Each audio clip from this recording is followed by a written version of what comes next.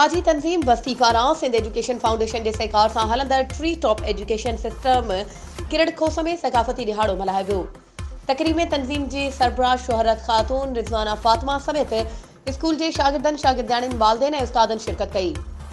तक़रीब दौरान स्कूल जी शागिर्दियाणियुनि पारां टैबलोस पेश करे क़ौमी गीतनि ते रक़्स कयो वियो। उन मौक़े ते तक़रीब खे ख़िताब कंदे चयो त सिंध जी सकाफ़त शानदार आहे। सिंध 5000 साल पुरानी सकाफ़त ऐं तहज़ीबनि जी माउ आहे। सिंध जी बहितरीन सकाफ़त खे दुनिया में उजागर करणु खपे। सिंध हिकु पुरअमन खितो आहे ऐं उन जी तहज़ीब ऐं तमदन दुनिया लाइ मिसाल आहे। तक़रीब दौरान बहितर कारकर्दगी ॾेखारींदड़ शागिर्दनि ऐं उस्तादनि खे मेडल ऐं एवॉर्ड ॾिना विया।